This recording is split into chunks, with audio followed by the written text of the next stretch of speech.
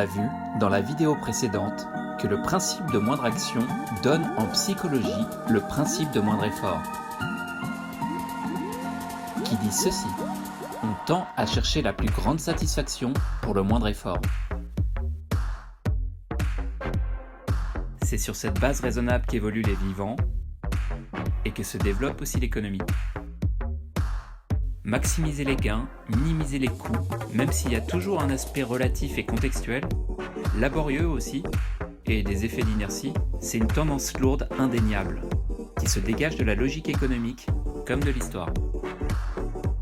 Les hommes tendent, selon leurs contraintes cognitives, sociales, culturelles et autres, à faire le choix le plus rationnel, c'est-à-dire économique, c'est-à-dire à faire comme la nature en fait, à savoir optimiser leur évolution.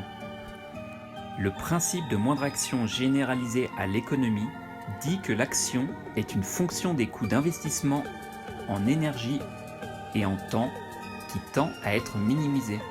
Ça veut dire qu'on va faire autant, sinon plus de choses, avec moins de travail et de temps. La preuve en images. L'homme, grâce à sa bipédie, libère ses mains, qui améliore sa confection d'outils. Il va tailler des pierres pendant des millions d'années, et ces pierres auront davantage de tranchants à mesure que son cerveau gagne en volume et en densité. Il va donc mieux découper et préparer ses racines et ses gibiers, et accéder par là même à plus de ressources, avec toujours plus de facilité. Sa croissance cérébrale concomitante va autoriser la domestication du feu. La cuisson, maîtrisée déjà il y a plus de 500 000 ans, réduit la consommation d'énergie nécessaire à la digestion, ce qui augmente la valeur énergétique des aliments. Ça a contribué en retour à encore plus d'expansion neuronale. Et aujourd'hui, notre cerveau, qui fait 2% de la masse de notre corps, consomme 20% de son énergie. La domestication des plantes et des animaux, commencée il y a plus de 10 000 ans, avec l'invention de l'agriculture et de l'élevage, permet d'extraire de l'environnement bien plus que ce qu'autorise la chasse et la cueillette. Et tout ça sans trop bouger.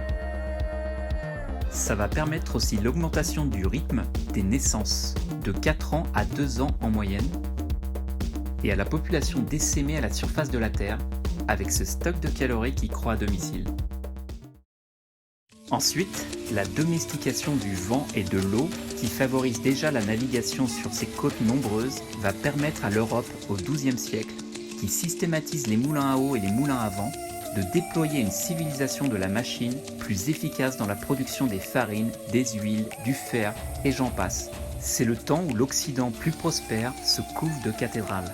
Puis arrive sur ce terrain-là, où les arbres commencent à manquer pour les bateaux comme pour les fourneaux, les révolutions industrielles à partir du milieu du XVIIIe siècle. C'est une nouvelle domestication de la puissance motrice du feu, avec la machine à vapeur, puis le moteur à explosion au XIXe siècle, qui permettent de transporter plus vite, plus loin.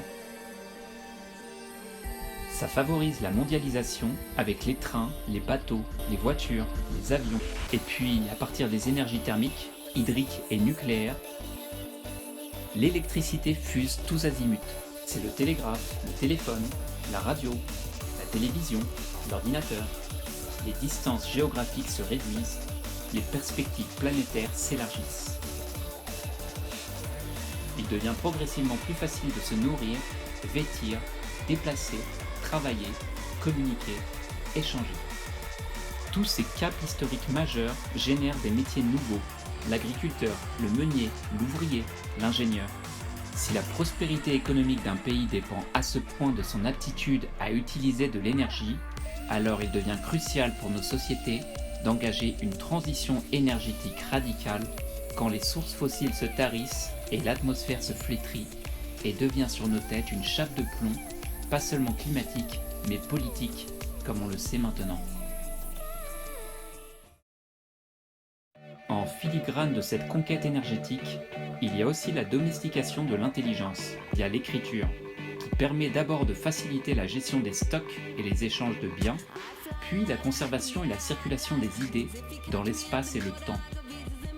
Des signes symboliques de Lascaux, en passant par les pictogrammes, puis l'alphabet, jusqu'au langage binaire, des tablettes d'argile, au papier, en passant par les caractères d'imprimerie jusqu'à Internet, l'écriture, comme ses supports, évolue pour faciliter la transmission des idées.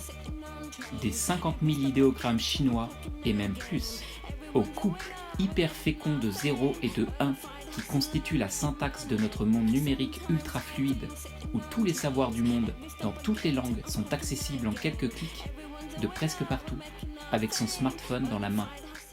Le monde en un tournement. Le principe de moindre action devient de plus en plus concret. Aujourd'hui, avec l'intelligence artificielle, l'écriture va tendre progressivement à restituer la primeur à la parole vivante, car on va pouvoir parler au chat de l'IA et elle va nous répondre chaque jour de mieux en mieux, avec une voix toujours plus avenante, aux questions et aux demandes les plus précises. Et comme l'IA traduit toujours mieux toutes les langues, et plus facilement encore les langages informatiques, même les profanes pourront, à terme, coder des programmes par des consignes en langue naturelle, de vive voix comme je vous parle. D'ailleurs, je suis moi-même un robot. Enfin, peut-être pas, je sais plus. Il faudra lui demander ça aussi. Quoi qu'il en soit, par ce libre accès au code, le langage binaire deviendra de facto le langage universel, comme un espéranto digital. Et par-dessus le marché, le levier des monnaies libres, transparentes et ouvertes de demain.